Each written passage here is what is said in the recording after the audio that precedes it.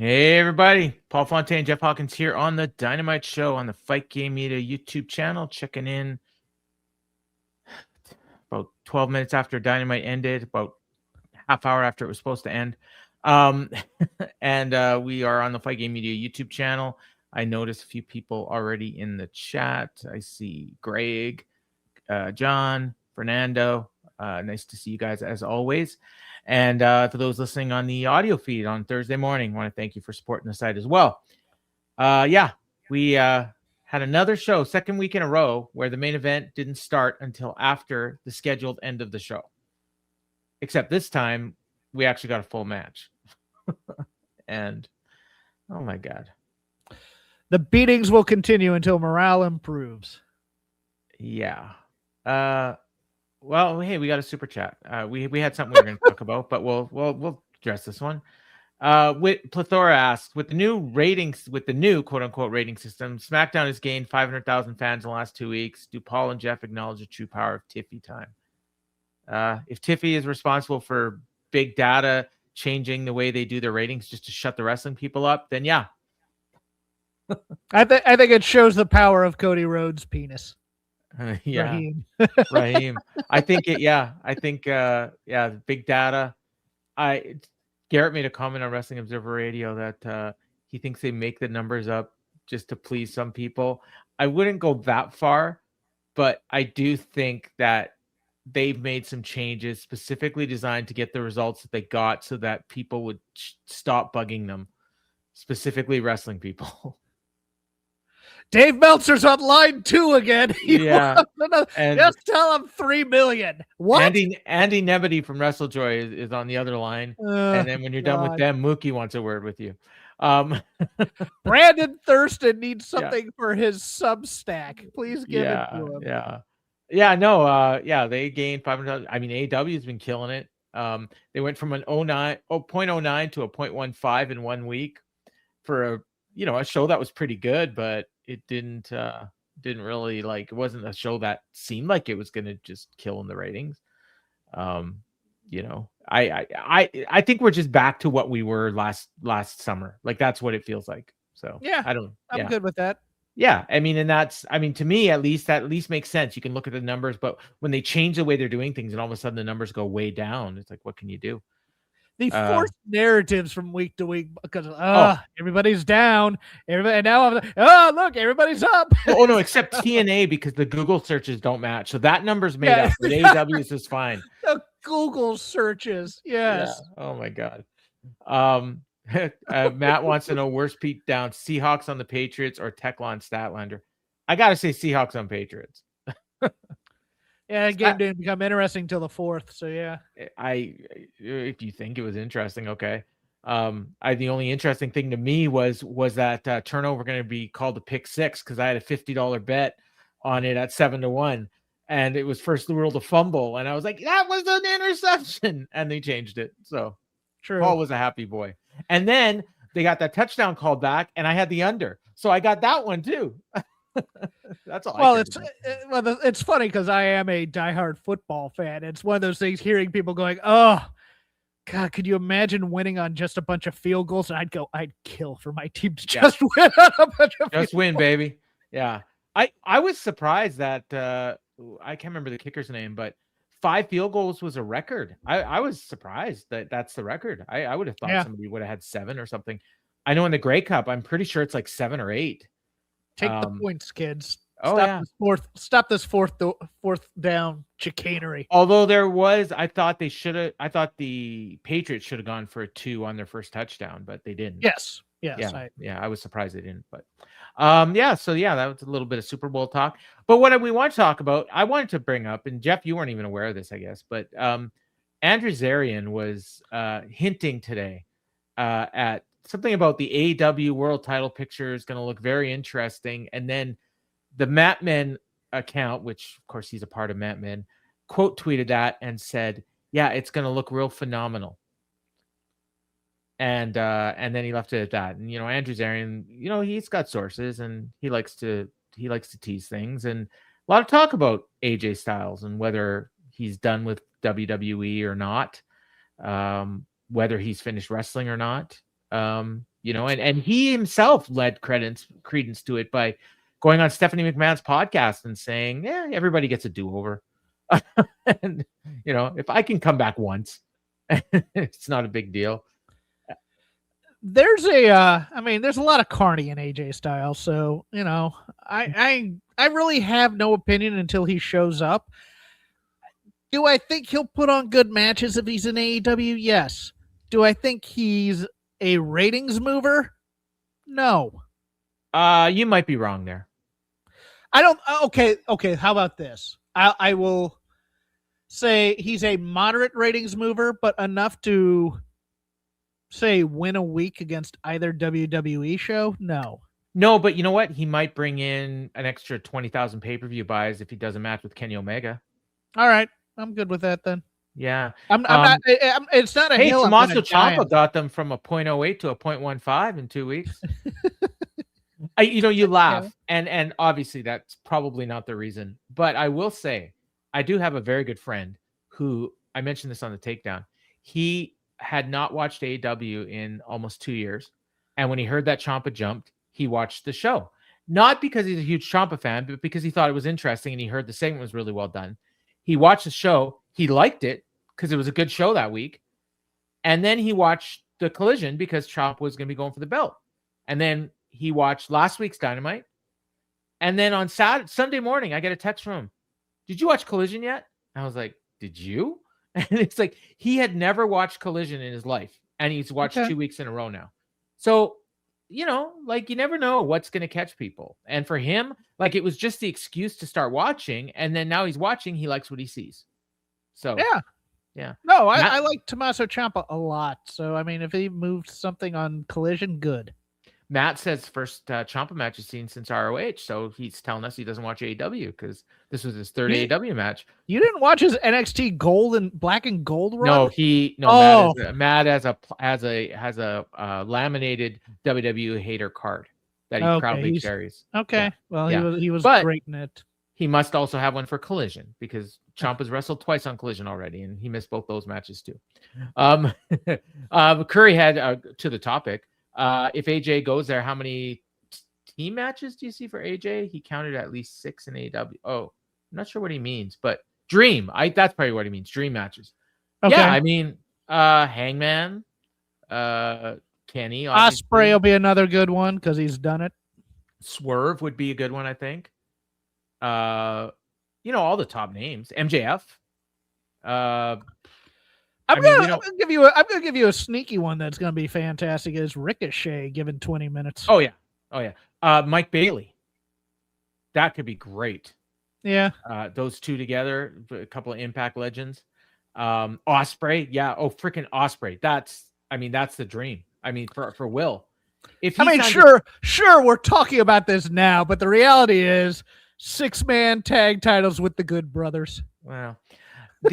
What I will say is, and I've had some conversations with people about this.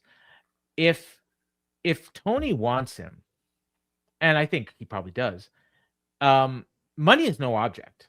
Tony will pay whatever. If you believe that AEW is profitable, and they're making a lot of money, and they just got an increase on their TV deal for this year over last year, I think $15 million.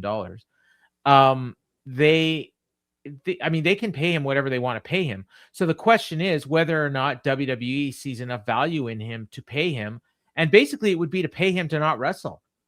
Because if he stays if he stays in WWE, he's not going to be wrestling. I don't think. Maybe he'll do a match in a year or something, or a limited option contract to just wrestle in New Japan and not AEW, which would be a fascinating New Japan, TNA, any indies, just anywhere but AEW. Yes. Yeah, you could do that. But is that worth it to them? And you got to remember, this is TKO. And TKO... I'm going to say no. I'm going to say, I'm going to say it's one of those things where... And I don't even think there'd be any bad blood with Triple H necessarily either. No. Hey, they're going to overpay for you. You're great, AJ. Yeah. You've done a lot for us. Go there, make your money, have your dream matches, and when you're done, come back here. We'll put you in the Hall of Fame. We'll give you a coaching deal. Yes, exactly. Yeah, I could see that. But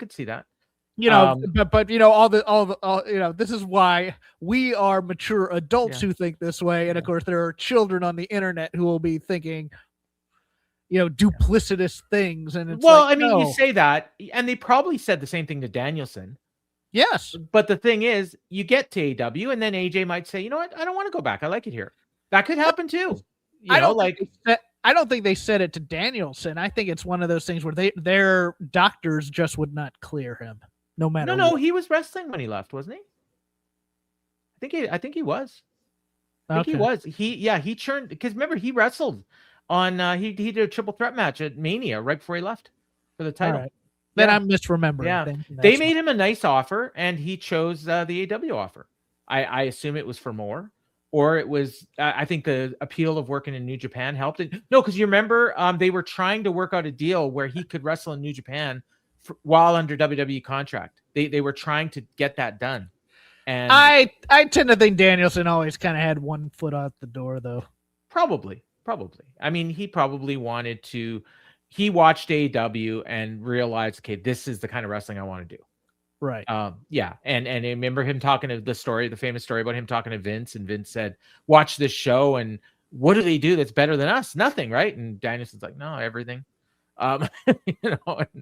So yeah.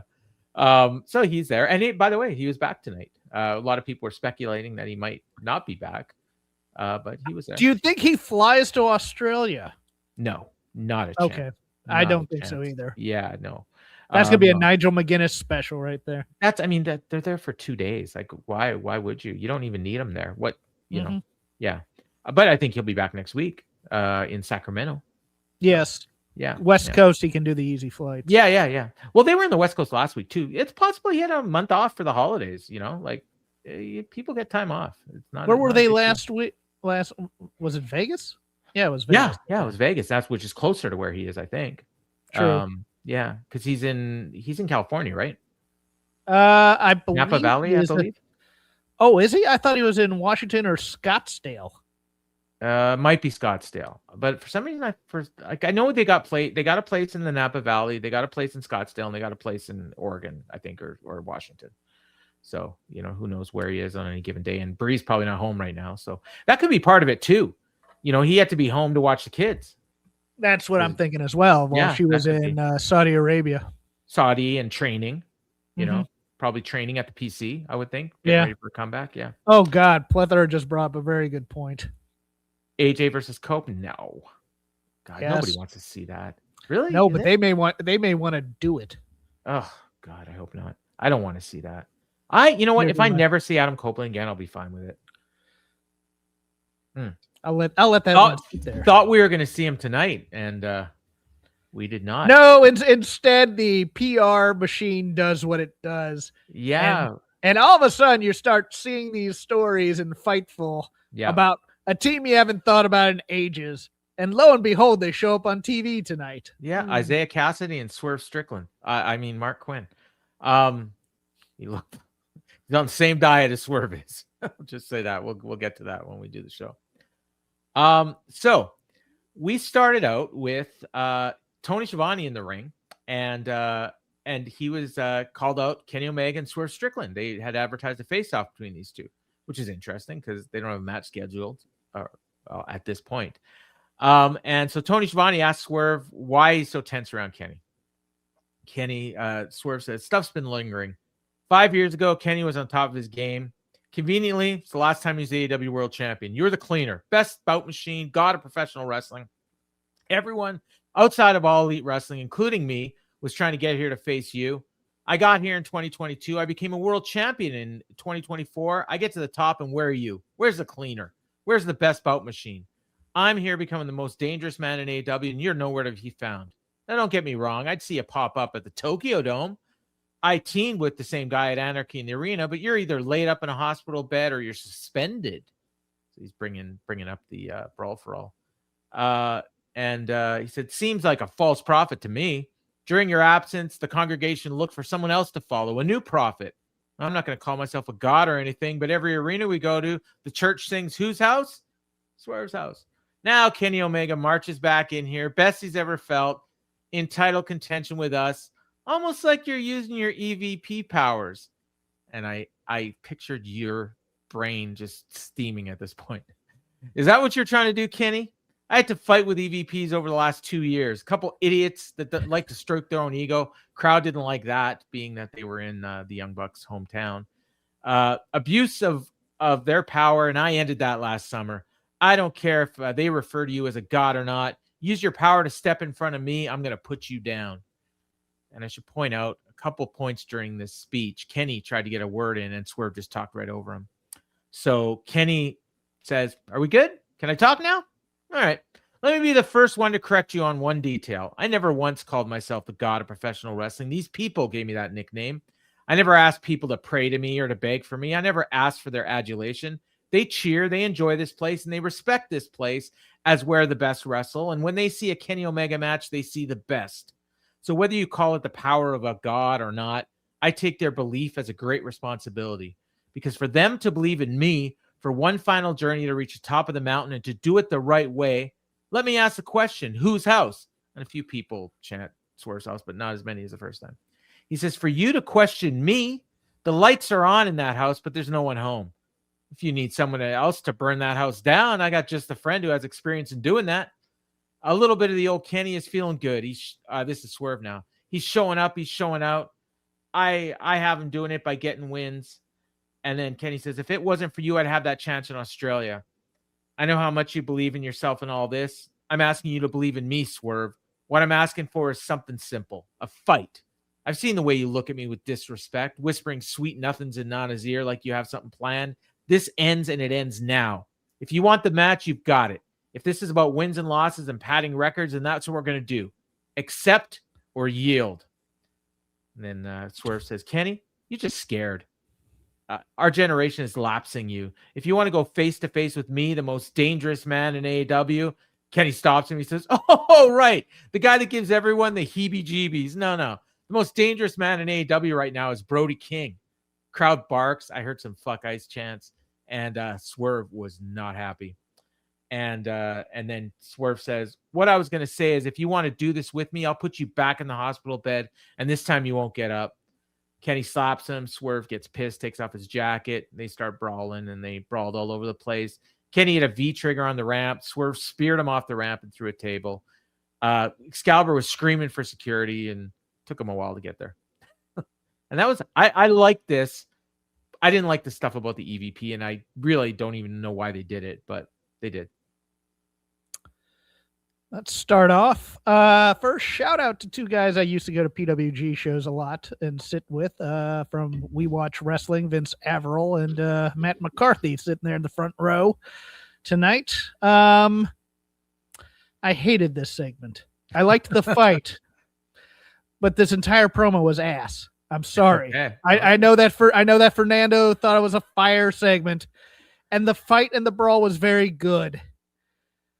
But this promo was just hot garbage. It was a lot of words to say nothing. And plus, the cherry on top of this was that Kenny looked like such a bitch for slapping Swerve in the way he did, in his little passive-aggressive manner. Well, it's because Swerve, was making fun of him being in the hospital. Oh, I understand why. Yeah. It just didn't come off as very manly to me. Look, Swerve should just be pissed that Kenny blew the chance for him to be in the title match, and Kenny should just be angry at Swerve for blowing his chance to be in the title match. Now, you know what?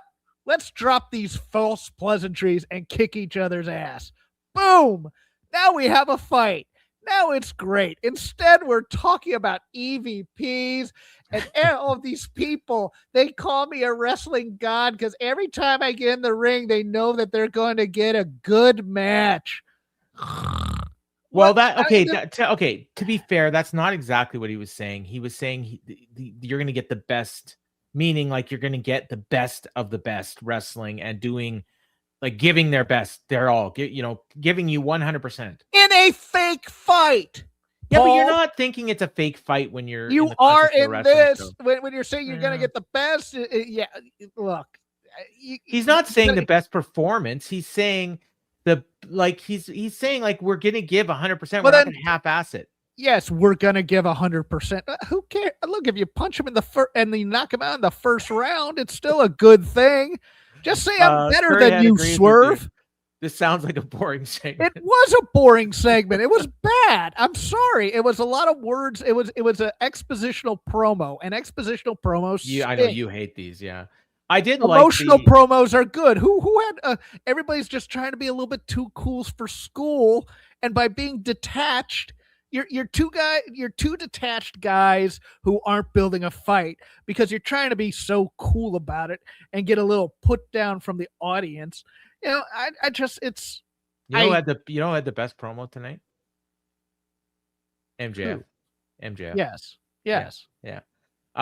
We'll get to him. Fernando brought up something I forgot about. R.I.P. James Vanderbeek. That was sad. Yeah. Although I did not know about the friendship with Stacy Keibler. Me neither. Stacy Keibler. I'm sure I'm going to hear all about it on Wrestling Observer Radio tomorrow. Stacy Keibler was there in the last days on like social media and stuff, talking to him in the wheelchair and stuff. So but I didn't know he was in a wheelchair. What happened? No. He's just very thin and frail from all the chemo and stuff from fighting cancer. I didn't know. Yeah, he had colorectal cancer. Oh wow. Okay. They've been fighting for a better part of 6 months or so. They got it pretty late.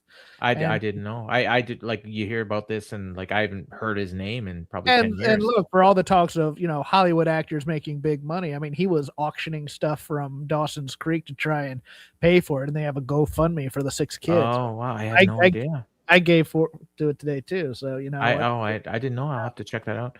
There was another TV show that he was on. Was it the one with Ritter? Don't trust the bee in apartment, or don't put the bee in apartment 2-3. Yeah, and famously, my favorite is the Kesha video. He was in Blow. I liked him in the Jay and Silent Bob movie. Oh yeah. No, he was great. He was so self-deprecating. That was the best thing about him in his later career. I love that. Yeah. R.I.P. He'll be missed.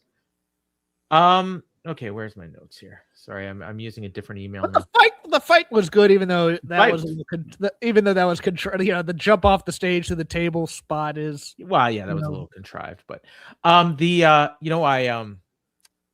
watched that thing you sent me. You sent me the tweet about the chant at the in the main event last week. Yes. I listened to it. I still heard both guys. Context for you guys here in the chat and live and listening at home. We both blew that. We didn't hear fuck I. But you got to remember, like when we do this show, like we're doing it right after Dynamite ends, and I literally I pause the show, I go put my daughter to bed, I come here and I set up. So if there's anything that comes out about the show, we don't know it.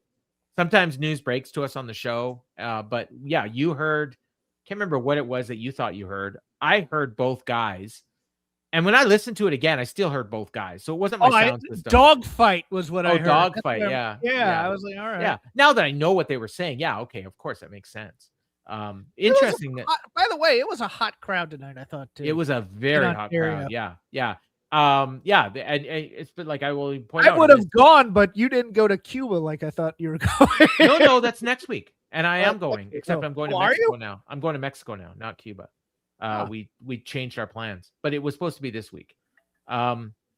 So we started out, and in retrospect, I have no idea why this match happened. And if it hadn't happened, maybe we could have got the show done in time.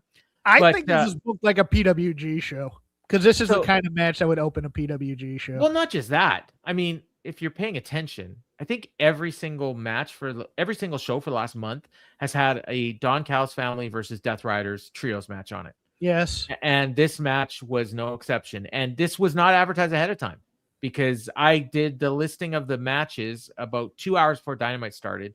And then right after I sent it to Garrett and he put up this post for the show, they added the Orange Cassidy and Roderick Strong match after that. So we didn't even have that in the rundown. And then this one was not even scheduled. I never saw this anywhere. Maybe Tony announced it like an hour before the show or something, but it was Claudio, Moxley, and Pac against Konosuke Takeshita, Mark Davis, and Josh Alexander. So, just random 3-on-3 Death Riders Callis family thing. And I noted the crowd was super hot for this match all the way through. Like they never lost the crowd. At one point, Claudio did an impressive move to somebody, and Shivani said, "This is a moment in Dynamite you won't forget anytime soon." I already have no idea what the move was or who he did it to, so Tony was wrong. Do you remember? No. Okay, there you go. He was wrong.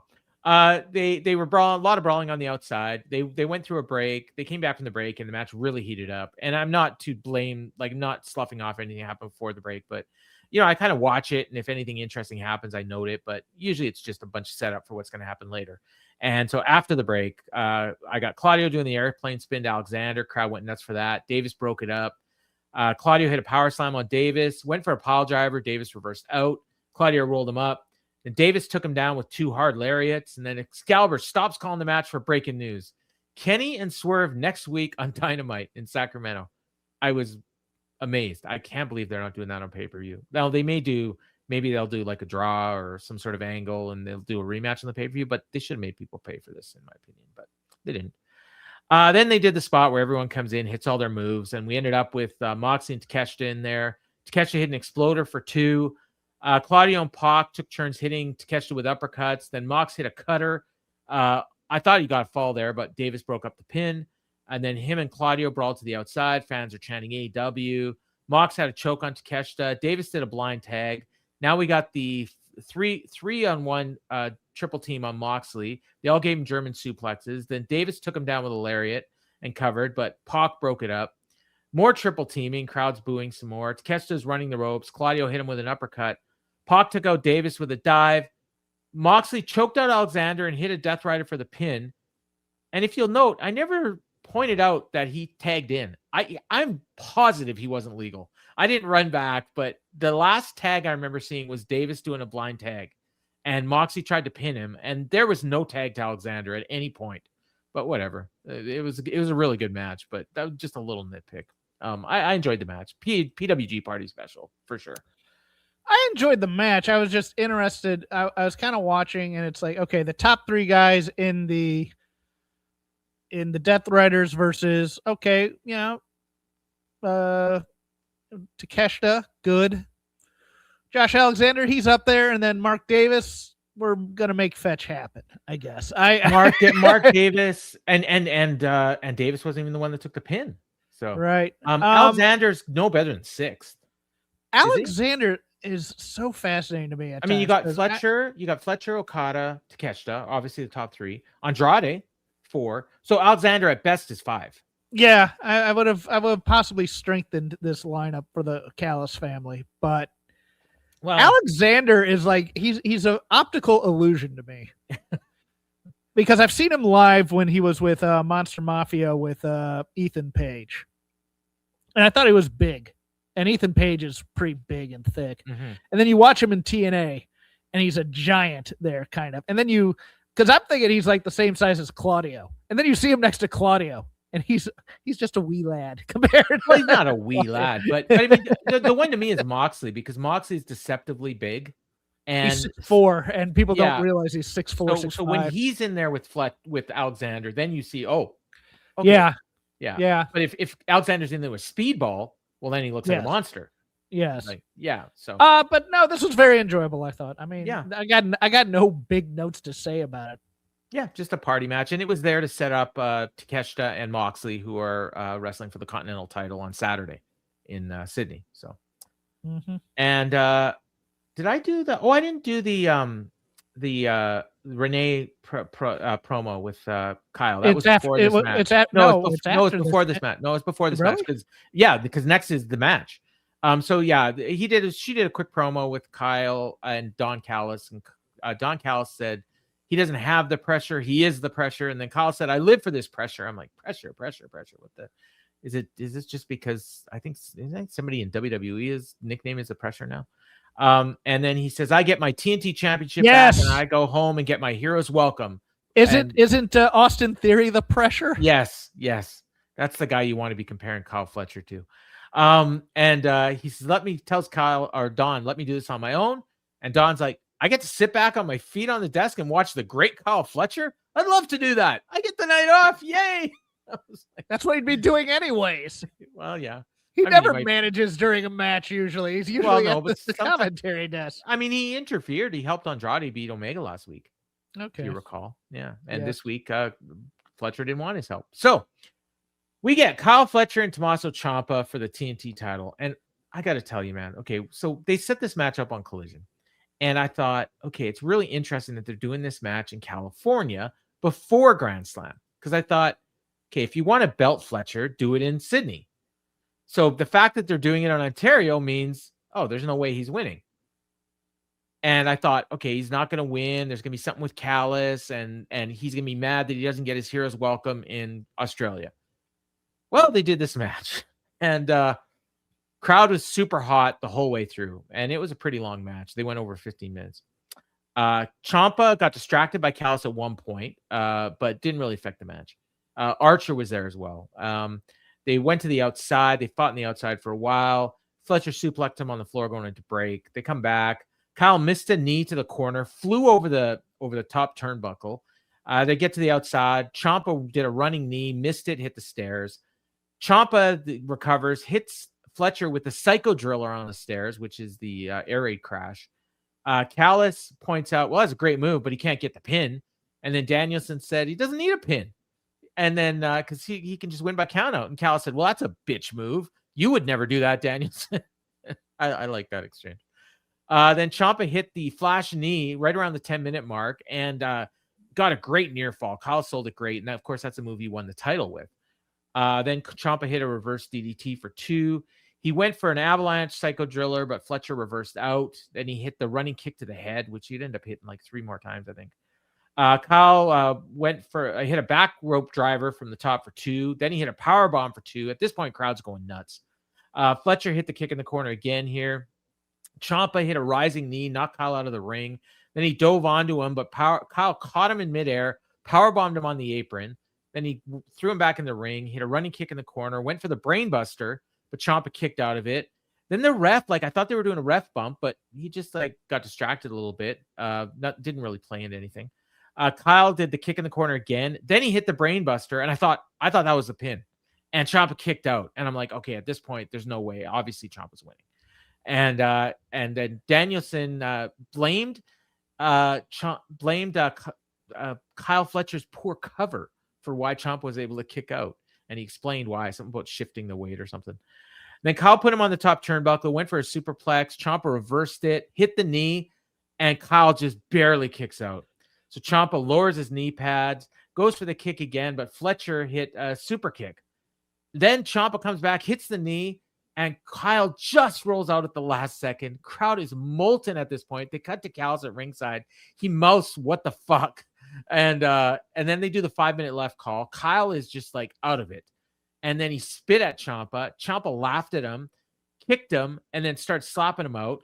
Then Kyle comes back to lawn darts Ciampa into the turnbuckle, hits a kick to the back of the neck, went for the running kick. Ciampa hit a knee, and then he hits a brainbuster, Kyle's own move, and Fletcher kicks out again. Crowd is losing their minds. Then he tells Ciampa, come on, hit me with the knee. And he goes for the knee. Kyle blocks it, hits the Michinoku driver, a lariat, then a brainbuster, and he got the pin. This match was incredible. It was awesome. And I didn't even write down everything. This match was great. Korea, it was great. Watch it. Yeah. Yeah. Here we go. It's not about the match. No, I know. The match was great. I know what's coming.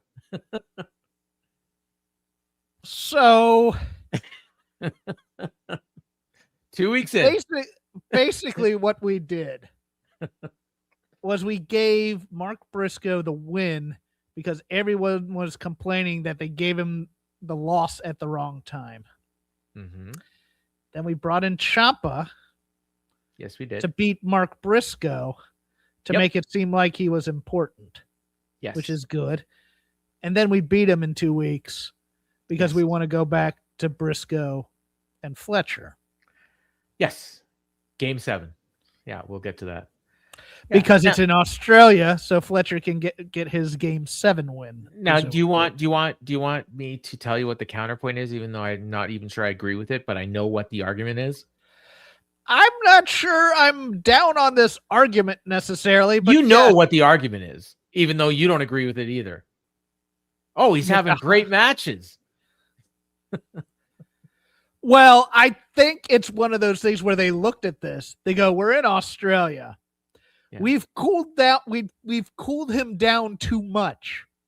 Yeah. Because if you notice that promo with Callis and Fletcher a couple weeks ago, where he doesn't have a program at all. He's not in the world title program. And they're going, "Oh, if you look at TNT in the dictionary, you're right there next to it." And he just kind of gives him a look like, "Well, that does F all for me right now." Yeah.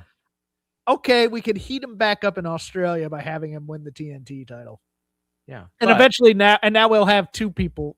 Well, no, because this is the last chance, quote unquote, for Briscoe. So it's the last chance. And I mean, I assume Ciampa will still be in the mix. Hopefully. Do not tell me this was the long-term plan, people. That's all I'm going to say. Okay. I mean, if you wanted to do this, why not just do the Fletcher Briscoe match and then have Ciampa win after?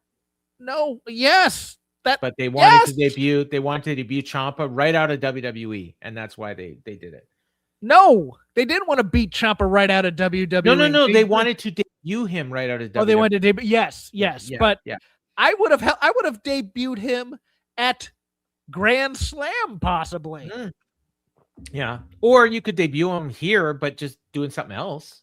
Like you could beat Ricochet for that title, or an open challenge for the winner of 7, something. And then he shows up, and oh my God, it's Tommaso Ciampa. Yeah. Oh my God, is that private? We had an open challenge, so we decided to put the guy that great match.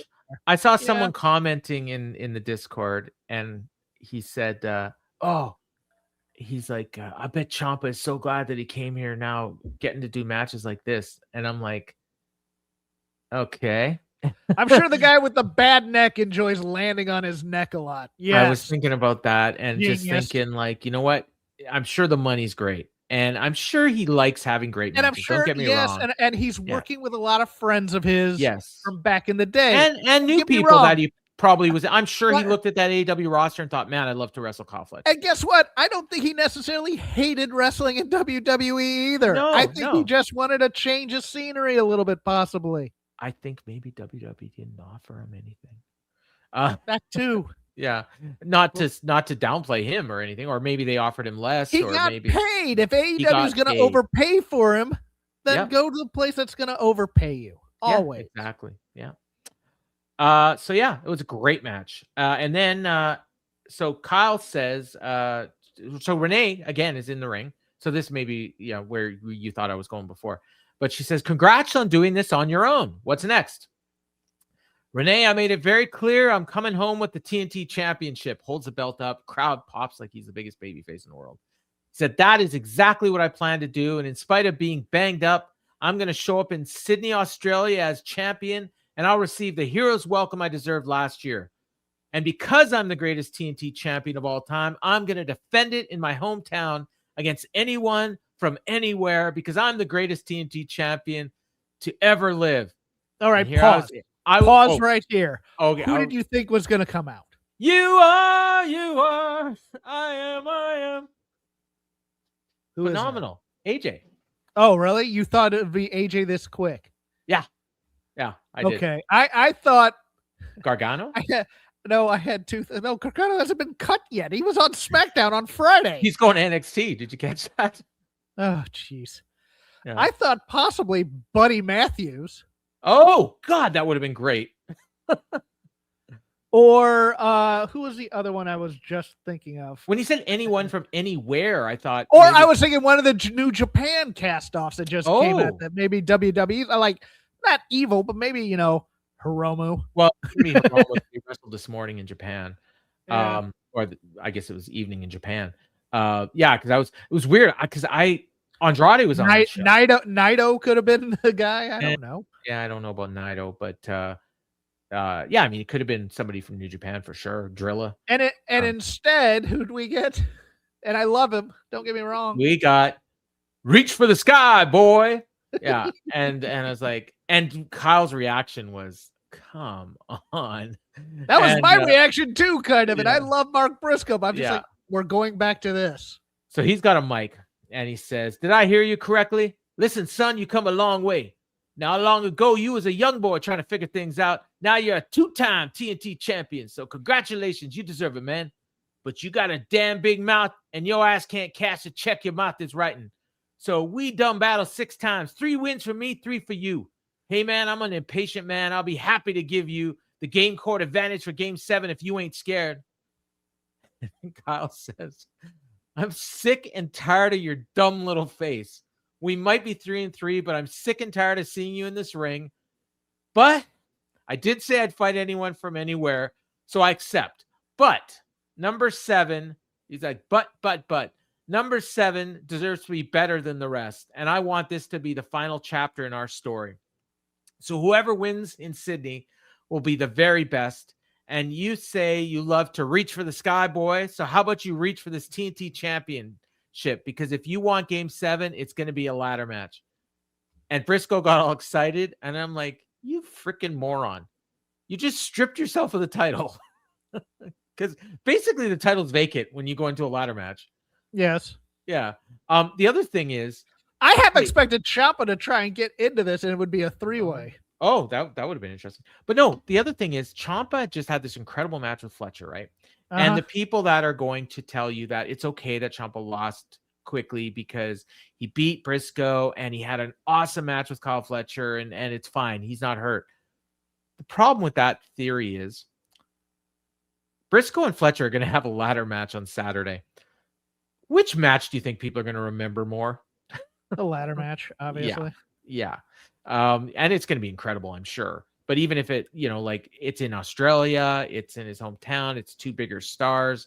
Yeah. I mean, and that's fine. You know what? It'll be a great match. That card is loaded on Saturday. I mean, I am enjoying the conversation in our chat here where Fernando goes, "The shackles are off Ciampa," and then the heat is on. So he just goes, "He did these matches for 5 years in NXT plus his indie run." I was like, yeah, both are making points. Well, somebody, it was actually the Heat is on made the point earlier today. I'm going to try to find it. Everything about the Ciampa Fletcher match is what a section of fans started to hate. Yeah, that they started to hate. And it was same thing with Adam Cole, by the way, that, well, I mean, but that's my point on modern wrestling in general, that most of the drama comes from kickouts of big moves. Here it is. Yeah. Everything about the Ciampa Fletcher match is what a section of fans started to hate about Ciampa matches and those Ciampa Gargano matches. Endless kickouts for big pops. It worked perfectly for this crowd. Yeah. And it did. I mean, this crowd, that's exactly what they wanted to see. So I'm sure they were thrilled. Don't get me wrong. I mean, this was a PWG crowd times 10. I'm gonna make a prediction on this match. What's that? I think Ciampa screws Mark Briscoe. I mean, it's possible. Yeah, and then join they the Callis family. No, the two of those. no, God, no. But the two of them then feuds. They give them something to do while Fletcher goes off and finds a new challenger of some kind. There's a guy without a country right now looking for a partner. We'll get to him. I don't want him in tag teams. No, yes you do. Ciampa! No. Don't put that evil on me, Ricky Bobby. All right. They announced all-in tickets are going on sale March 20th. People have been asking about that. Pre-sale March 16th. So interesting timing because they just started teasing Will Ospreay. So I don't think that's a coincidence. It's not. And then we got a video package for Babes of Wrath versus Megabad for the women's tag belts on Saturday. They're sitting outside talking, and Willow mentioned that they have 3 championships between them, which reminded me, why does she have that TNT title? Like, I don't think she's defended it since she won it. Everyone's on Jade's case about it. Harley said this time last year, she was just the girl with the guitar and the puppet. And thanks to you, I'm now the Babe with the Wrath and one half of the AEW World Tag Team Champions. She tells Megabad, I want to take you down in front of my entire family. See you down under. Nice little promo. It's a nice promo. It's odd because those who pay attention to continuity, like me, notice that it's the same strip of street where Darby was skateboarding down and got jumped by Clark. And so they weren't here, is what you're saying. Well, no, they were in Vegas, and it was earlier, which is fine. But it's like, yes, this is where it's roped off for production. So we're just going to do a couple of the same vignettes right here. But I thought Harley showed some range here. And I thought it was nice that she's just like, it's not just, oh, I'm down. She actually, you could actually feel for her being down and doing that. And then, yes, I'm not going to be the same person I was at the last Grand Slam, which was the Mercedes match, correct? So that I like this. This is nice. This is what I mean when we were having conversations about, and the Observer Awards I think are coming out this week, and when we were talking about the most improved wrestler, and I heard a lot of different names, and I'm like, Harley Cameron went from, basically I said the promo Carly just cut, like she went from the girl with the puppet and a comedy act to one half of the World Tag Team Champions having really good matches and not being the weak link on her team. Like, to me, that's pretty good improvement. She's actually better than half the women's roster they have right now. Yes, absolutely. And a year ago, she wasn't. So, right. Yeah. Then we got this match, the match that was announced. Now, this was funny because I saw the tweet talking about why this match was made, and they called it Tag Team Warfare. And it was Daniel Garcia and Clark Connors against Orange Cassidy and Roderick Strong. So the reason this match was booked was so that Orange Cassidy could get revenge on Clark Connors and Gabe Kidd, who isn't there, for what they did to Darby. Right. Follow me? So in order to get revenge for Darby, he's teaming with a guy who doesn't like him and doesn't want to be in his group. And he's wrestling against Clark Connors and Daniel Garcia, who had nothing to do with what happened to Darby. Wrestling is all about personal issues. Right. And there was none here. Exactly. They could have just made this a singles match, but I know now why they didn't make it a singles match. So my first note, crowd not quite as hot for this match as they have been all night. I wonder why. Maybe it's what you just said. They went through a break. Moxley was on commentary, and actually it was before the break when he was talking about what it would be like if Tony was bald. So he's building up the hair versus hair match on the weekend, which Moxley's a pro. That's what he's going to do. They did the spot where Orange fought to get his hands in his pockets, finally did. Then he started making a Superman comeback with them. Garcia and Connors were double teaming him, but Orange Cassidy was fighting him off with his hands in his pockets. He's on the ground. He was fighting to do the kip up. I don't know how much longer he's going to be able to do that because he's getting older, but he did it. And then he goes to make a tag, and Roddy refused to tag him and just walks away. Mox is laughing his ass off. And now Orange Cassidy's getting double teamed.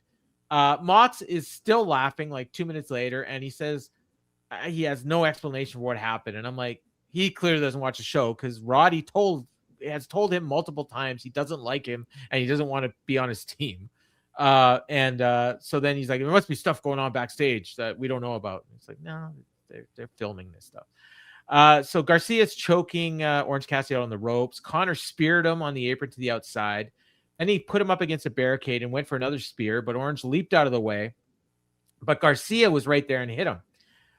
Then Darby Allin, who was taken out, left for dead in the desert last week, shows up in his fur coat and dragged Connors from behind the barricade into the crowd, and they fought out of the arena. And back in the ring, Orange Cassidy's in there with Daniel Garcia, went for the orange punch. Garcia ducked it, tried to put on the Dragon Tamer, but Orange Cassidy reversed it, rolled him up, and got the pin. Daniel Garcia looked like the biggest geek in the world here. They couldn't beat this guy 2-on-1, and he ended up getting pinned. I don't know. I liked the Darby kidnap spot. I thought that was very well shot. Yeah. I mean, you didn't see him coming. It may not have even been Darby necessarily who did it. That's how good it was disguised. I don't know. I'd recognize that jacket anywhere. I mean, you get somebody of a similar height and build. True. And there's a lot of them in AEW.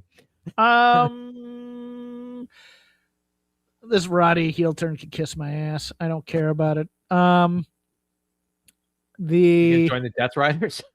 Clark, I thought he might a few months ago, and now I hope not, because that would suck. Clark Connors is going to be injured within 2 months if he keeps working like this. I saw people really, really excited about him. They haven't seen a lot of him because they don't watch New Japan, and thinking like, oh, this guy's great. And he is, but you're right.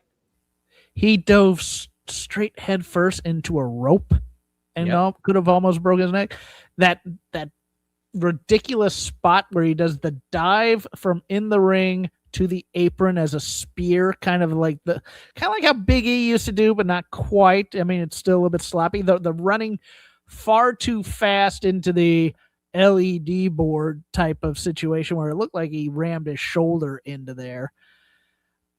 Brother, I get that you're in the sickos league now, but you need to. And he's going to be feuding with Darby, who is just as nuts. Yes. Yeah. The bump card goes so far. I'm worried for him. I know, look, I'm just a jackass with a podcast. I'm not a worker. I know that he knows his own body and stuff like that. But cumulatively, it looked like he needed to slow down a bit. So, I mean, he was probably a little bit excited. Maybe it tapers a bit over time. The match was fine, but I thought it was the worst match of the show. And I would have cut this out to just put the main event and end at a decent hour, but no, we can't do that. I like Greg's idea. Do a mixed tag team squash and then do the angle that you did after the match.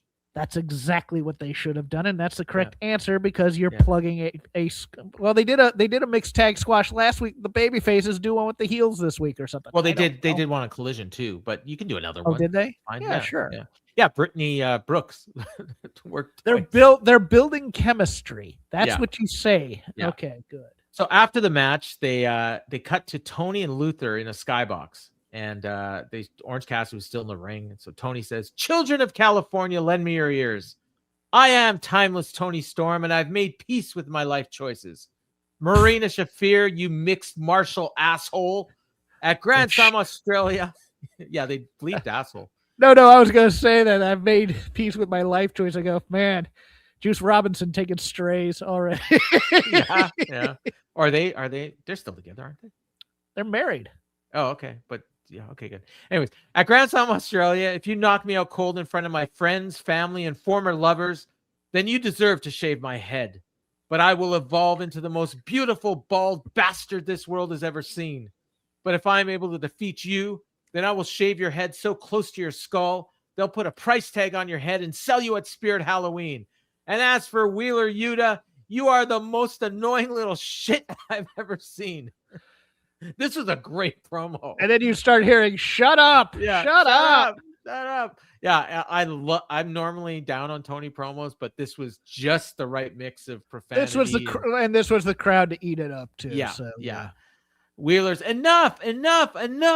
Fans are chanting, "Fuck you, Yuta." And then Moxley is still on commentary. He's like, "That's not nice, Ontario." I laugh. Bring her out, Wheeler says. So out comes Marina Shafir, and she's got Mina in Mother's Milk. And in the ring, Garcia attacked Orange Cassidy from behind. Then Wheeler grabs a pair of scissors, this little shit, and he cuts a bunch of Mina's hair off. And Marina dropped her. And Tony's aghast, but she's so far away she can't do anything. And this was a great angle. This was beautiful to set up the. Congratulations to Wheeler for joining the Nightmare Collective. Yeah, 6 years later. Yeah, he is. And his hair has grown like a foot in the last week. Yeah. Yeah. Oh, dude, his hair, and his beard. His beard is janky too. It would be so pro wrestling though, to put him in a hair match with this hair and have him like win. Yeah.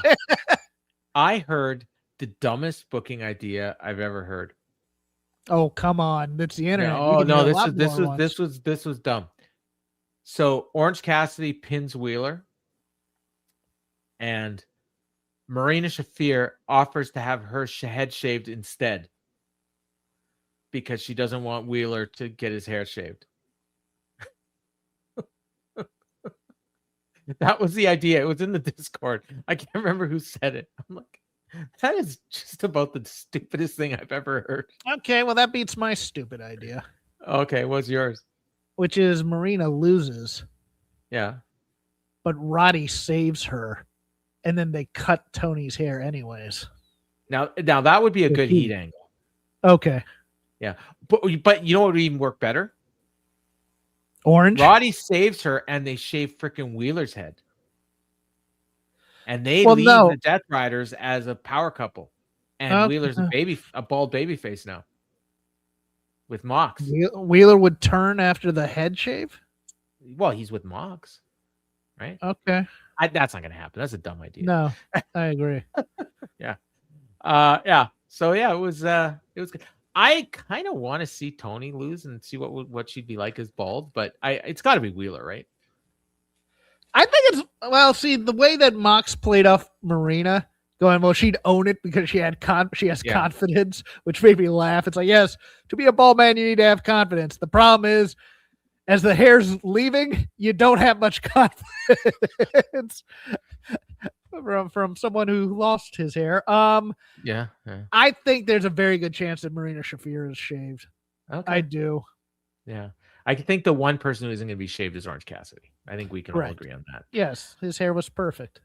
They did a promo thing for Hangman and Andrade at Grand Slam Collision, and then we had Callis with Andrade, and this was last week after Dynamite because, as I mentioned, Andrade is in Japan right now. And he said, "You beat Kenny Omega. You pinned him just like I knew you would. No Santos.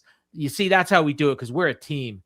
And I knew that Andrade was the man to take out Kenny Omega. He came back here with us because he has unfinished business, and it got settled against Kenny Omega. I know he's the next man to be AEW World Champion. And Hangman Adam Page in Australia, when you get in the way of Andrade and the family, you get run over." And then Andrade says, "Thank you for believing in me." And then he did a promo in Spanish. Part of it got bleeped, and I didn't know what he was saying. And then at the end, he said, "You're in my way." And then Hangman responds, and he says, "Grand Slam Australia, I thought it would be Kenny and I again. I needed that. I needed to know I could beat the man that I once beat for it. But that's not what I'm getting. Andrade on El Idolo, he's definitely one of the best wrestlers in the world." And then he said something in Spanish, which I didn't understand. And then he said, "I'll see you down under." A nice little promo segment. Yeah. I got no notes. Then we got the team that should have been the wildcard team, Jet Speed. And they did a promo, and they said, "We're looking for challengers, but Hangman is busy. So why don't we do the same? Go for more tag team championships. I just beat a former TNT champion. Why don't we go for singles belts?" And then Speedball says, "Jet Set Rodeo, we're coming after all the gold." And that was that. Just a little promo while they're walking backstage. It was fine. Nothing much. Let's not call them Jet Speed. Let's call them Ratings Death. Jet Speed Rodeo. That's their name now, which is, I mean, they got shirts. Did you see? Yes. Did you see the shirt? Yeah, it's horsecock. Yes. Yeah. And the fans chant horsecock every time they say Jet Speed Rodeo. Of course. Because they're freaking immature losers in their basement. Oh, did I say that out loud? Yes, I did. I'm the immature loser that watches AEW in my basement said that. Yes, we're so mature and refined. Yeah, that is Tell exactly me what about I the do. Grapes of Wrath, Paul. It's a 80s indie Canadian rock band. Yeah. Next we got the Bucks versus the Rascalz versus a wild card team for the number one contender spot. Now, to review, the Bucks had to beat Gates of Agony to qualify for this match. Rascalz were just put in the match, even though one of them had never had a match in AEW. And the third team is a wild card, which usually means a debut, sometimes means a return, usually means a nice big surprise that everyone's going to be happy with. Paul, I'm going to pause before you get to this thing because I'll make it even worse. I watched this. I go, who are those two other guys with the Bucks in there? And then they showed. I went, oh yeah, Wesley's in the. Well, okay, and not only that, I made the comment: the Bucks and the Rascalz look like they were partners. Yeah, like they had the same color scheme. The gear. Somebody says to me, it was my friend Larry, your friend Larry that you've known for years. Says, yes, they don't look nothing alike. There's no tassels on the Rascalz uniforms. It's the exact same colors. Larry's just gonna be contrarian to whoever says whatever. And then so you've got the Bucks, big stars, best tag team in AEW, maybe the best tag team in the history of the world. You got the Rascalz. One of them's making their debut. The other one has never wrestled on Dynamite. This crowd doesn't know them. Is that fair to say?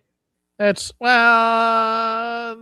know them from their indie days or the TNA days or what. Myron Reed? No, I'm sorry, they did not know. No, you are correct, Paul. I will. Okay. I mean, if it would have been Wentz and Xavier, maybe yes. you If get it was a little bit better Wentz reaction. and Xavier, it would have been yes. And also, Myron Reed looks like the third member of Private Party. Which I thought it was Sonny Kiss at first. Which the other team was Private Party. Yes. Last time we saw them was like a year ago, getting squashed by the Hurt Business. First ballot Who Cares Hall of Fame. Yeah. So they come out, and I'm looking at them, and one of these guys, I swear to God, it's Swerve Strickland, but it's not. I mean, it's Mark Quinn, but he has gained 50 pounds, maybe, all muscle. Like, this dude is jacked as hell. He was bulking up to go to the Fed, and they probably tacked injury time on him, and they had to be in this company for 2 more years. I mean, Isaiah Cassidy looks the same. I mean, yes. Yeah. And I mean, they had a good match. And I mean, you know what? I will say, I remember the first match Swerve back. We thought, oh, he looks a little slow. He's adjusting to the extra speed and everything. I didn't notice that with Mark Quinn. Like, he looked the same as always. He was like a really good base for a lot of stuff that Isaiah was doing. Like, he was jumping off of him and stuff. That was really cool. I mean, this team, the worst thing I'll say is, why haven't they been on TV? Like, they're good. Like, I don't know why they're not using them. I guess Hurt Syndicate killed them so bad nobody cared about them anymore. That's probably creative has nothing for them. Right. So why'd they bring him here? They didn't even lose. They beat freaking Myron Reed. Because they needed another flyboy type tag team, and they've exhausted the Top Flight thing, and they're not going to put the Crew in there because they've been fighting the Rascalz. They're the only team you can put in here. Honestly, no. Who would you put in here? Jet Speed? Yes. Jet Speed. You could have done GYV, Kingston or Ortiz. No. They wanted a team that could do the high flying stuff with the other 2 teams, so your options are limited. Oh, well, if that's what you wanted, yeah, maybe you are a little limited then, I guess. Jet Speed would have been the one then, I guess. Yeah, but Jet Speed's been in a million of these qualifiers, and they always lose. So. Oh yeah, so we'll put the Private Party and they'll lose. Yeah, I don't know. So they had a match, and it was fine. It was a party match. It's the return of the Andrade family office. yeah. I didn't. No, really... actually, you know what I think, Paul? I think they're going to be the members of the embassy. It could be. Yeah. Who you thought it was the Crew, right? No, actually, I thought it might be the Gates of Agony again, but oh right, yeah, you're right. That's what you said last week. But I think they might be the new embassy guys. So Excalibur was so interested in this match that he had to stop calling it to announce that he had breaking news. And Mark Briscoe and Kyle Fletcher, Part 7 TNT title match on a ladder match on Collision, which I thought we already announced, but he had to make a point of mentioning it here. It was Myron Reed's AEW in-ring debut. They also announced here that they're doing 2 shows in Australia. One is Collision on Saturday. Then they're doing a house show on Sunday. And the Brawling Birds are going to have their in-ring debut at a house show in Australia.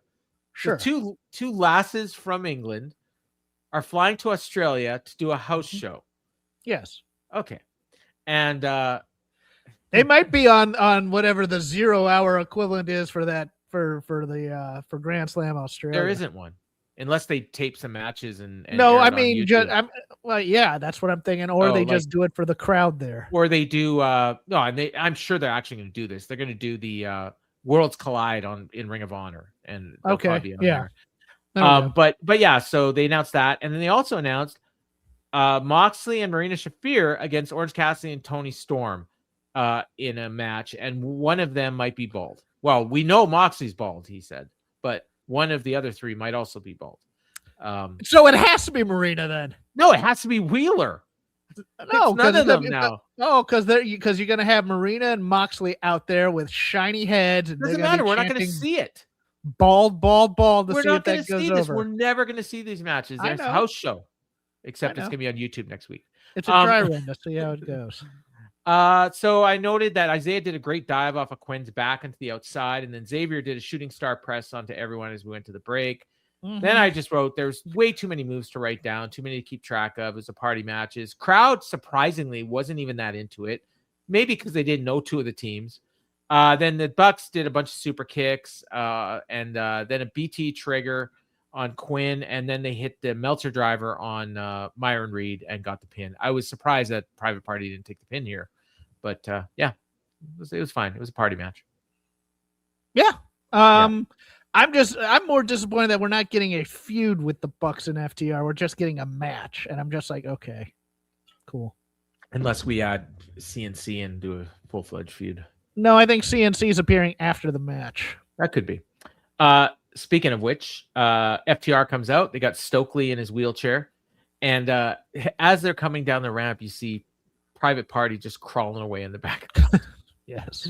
And Dax says, we come in peace. Two greatest tag teams of a generation. 18 world heavyweight championships between the two of us. But if I'm being honest here, there was a time when I was jealous of you guys. And he says, how does it feel to know that in the case of the greatest tag team of all time, you guys are sitting comfortably in second place? And he puts the mic out, then he pulls it back. And he says, I know if it was me in second place and my rivals were considered the best of all time. But think about it. Think about it like this. Every company myself and Cash have worked for, we've been successful. But in the case of you guys, to be successful, you have to create your own company. Does that ever bother you, Nick and Matt? And he puts out the mic again, and then he pulls it back. And before he can do the same thing again, they super kick their heads off, grab the belts. Stokely tries to wheel away. Matt stopped him. Matt teased like he was going to dump him from the wheelchair, and then he just let him go. And I was disappointed. I guess that's coming. And that was it. Not much, but it was fine. I don't know. Did they even say where this match has happened? I assume it's Revolution, but I don't think they said. I thought it was at Grand Slam Australia. It's definitely not at Grand Slam Australia. Let me pull up the Grand Slam card. There's no way that match is at Grand Slam Australia because that show's loaded already. Then why did we need the triple threat now? Just to get the Bucks in their hometown? Okay. We did not. Okay, here's the card. Orange Cassidy and Tony Storm against the Death Riders. All right. Hangman and Andrade, world title, number one contenders match. John Moxley and Konosuke Takeshita for the AEW Continental Championship.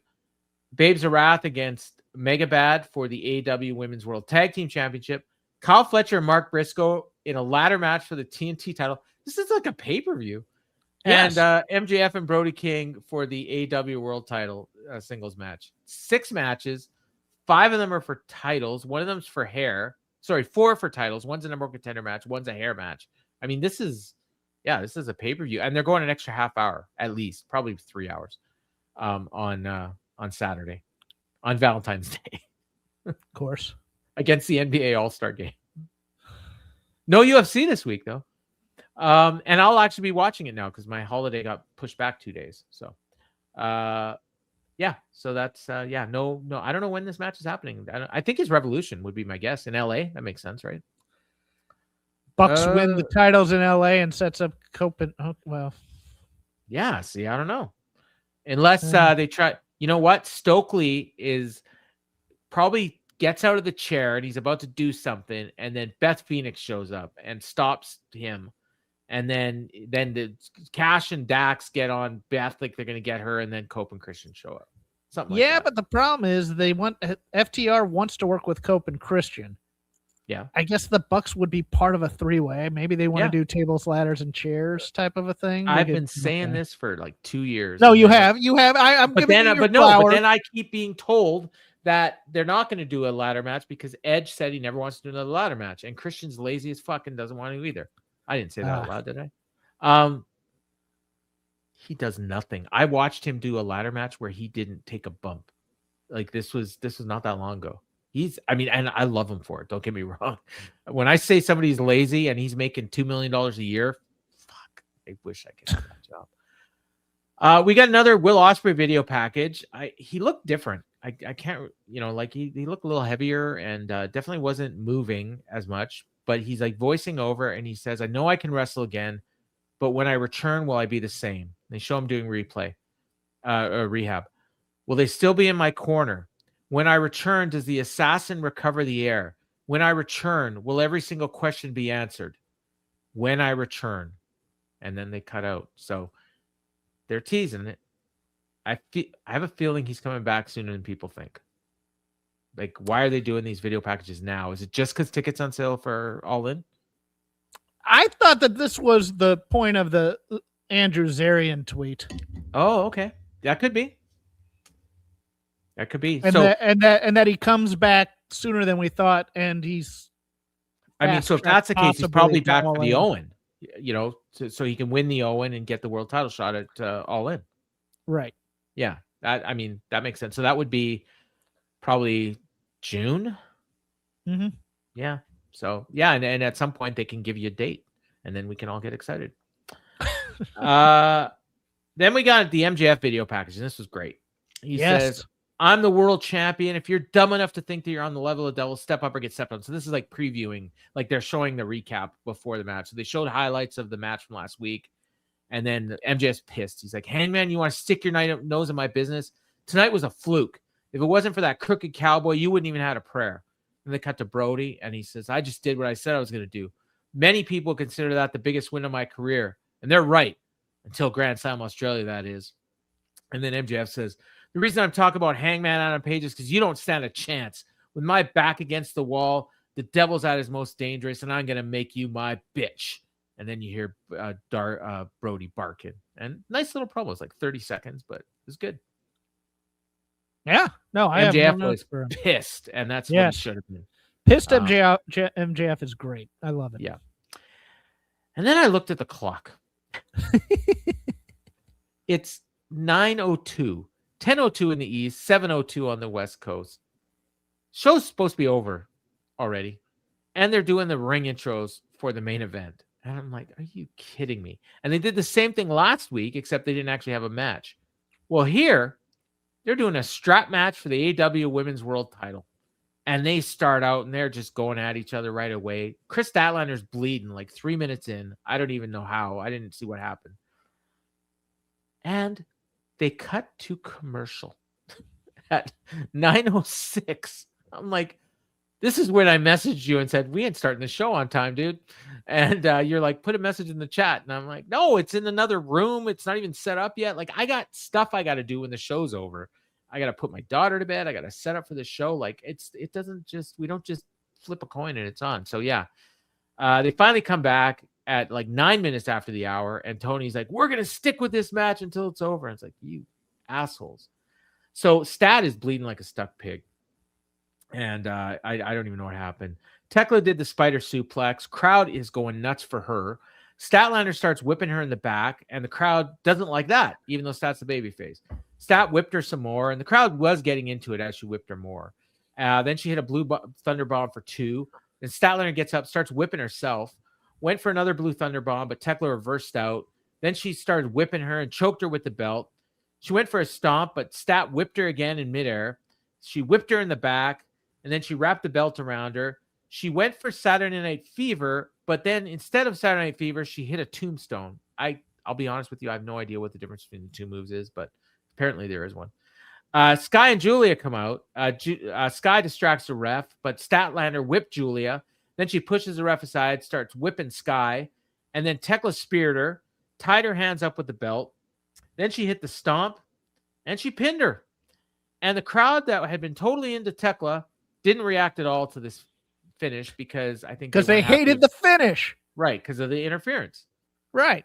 And it wasn't like they didn't boo; they just like, oh, okay. It was a very Fed-inspired finish. Yeah.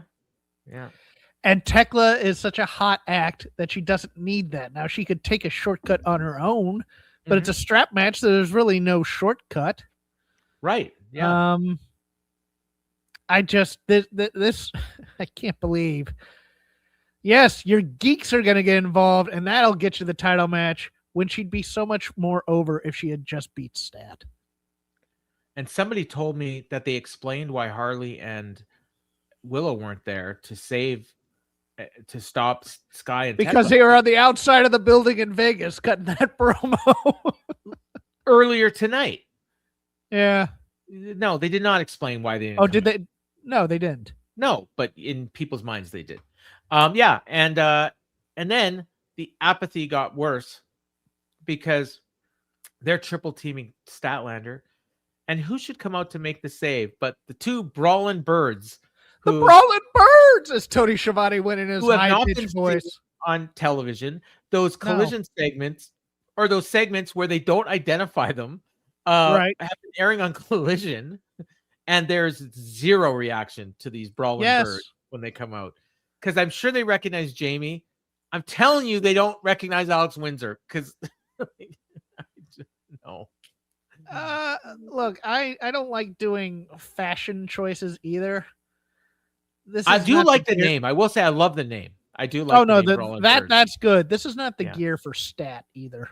She should get rid of this immediately. Did you know what that is from? By the way, it's from the EastEnders. Which, is it? Yeah, which is her gear on this show.